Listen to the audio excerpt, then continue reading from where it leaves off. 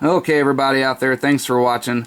So back to the shaky cam because screencast kept cutting my video off. I don't know why, but so I do apologize. But anyways, this is from the Old Marine One's channel, and thanks to him for putting this out. This is that video about the NASA whistleblower that's came out recently and basically got the whole internet abuzz. She talked about how our second sun's coming in with the 7-planet solar system, and that's in a few months. I think she said 3 to 4 months, around November, and that around this month period we're going to start noticing the harmful, get some devastating solar flares from the sun.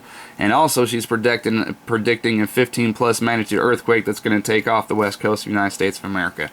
I don't know if everything she's saying is true. Nobody does either, but I guess if she dies here anytime soon, we'll know for sure, because I tell you what, it's a conspiracy in itself. When all these NASA astronomers and people that die all the time, there's been so many, I tell you, so many people associated, as being astronomers or NASA, employees that just mysteriously die. But anyway, what I want to share with you all too is a very amazing article I found about one of the rarest of the rare hybrid freaking eclipses that's going to take place in November. Now, first of all, I'm going to go over and share with them. I'm sure everybody's heard about this, but NASA's come out and said that the sun's magnetic field is about to flip. And that's going to happen in no more than 3 to 4 months, which would put in right about the November time frame. Now, these do happen all the time. They flip every so, I can't remember how many years, but they do flip, so it's not out of the ordinary.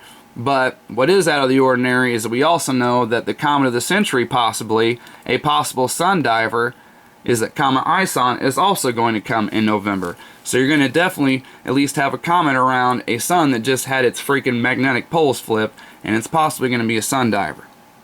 But what I really want to show you all out here is this crazy article about this super rare hybrid eclipse that's going to take place in November as well. The purpose of the study with an accompanying chart is to illustrate the occurrence of the very rare hybrid total solar eclipse that is scheduled to occur on November 3rd, 2013. What is significant about this particular hybrid solar eclipse up to now is that according to NASA's calculations, since the time of Christ, only 7 of these hybrid eclipses have occurred. Isn't that pretty neat? And we also know that numerically, in numerology and all that stuff, 7 is the number that signifies the beginning or end of a cycle. More astounding is that out of the 7 total hybrid eclipses leading up to the tetrad of 2014-2015, only 3 have been the even more rare type since the 1st century. Impressively, the November 3rd, 2013 hybrid eclipse will be the 7th H3 and 3rd at the same time. To give a scope of the rarity of this type of H3 hybrid eclipse in general, for example, given a century of time where there will be about 250 solar eclipses altogether, only about 25 will be hybrids. I'm gonna skip around, so I'll put the link below, but I want to share a couple other parts of this with you. Let's see here. Let's see. They talk about how it's going to be a hybrid because it's going to have both total and annular properties. And this gives a whole timeline of how the last 7, or when they've taken place, and that this hybrid eclipse isn't supposed to occur again until 2172 and 2853, year 2853.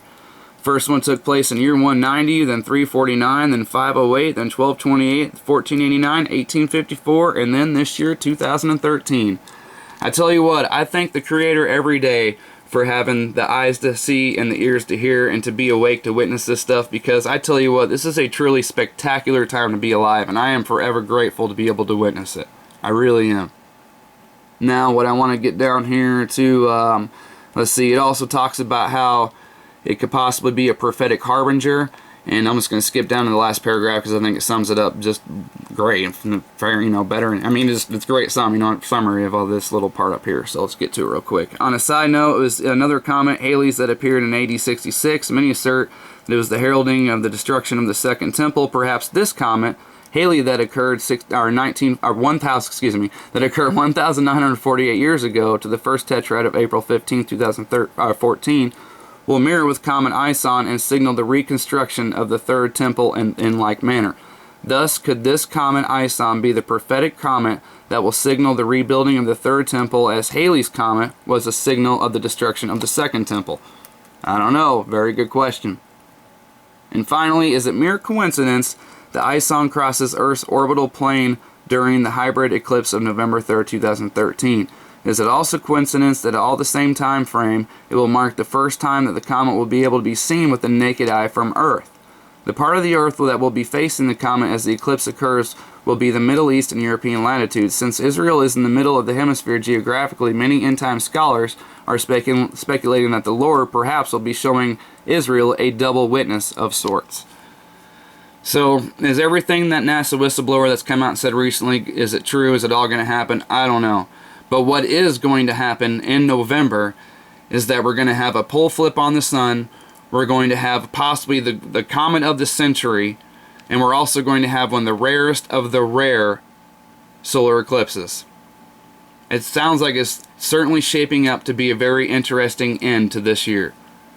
So, eyes on the skies, because crazy things are happening. So the links will be below. Thank you to all my teammates and subscribers out there. Appreciate each and every one of you. You're all awesome. So see y'all later. Bye.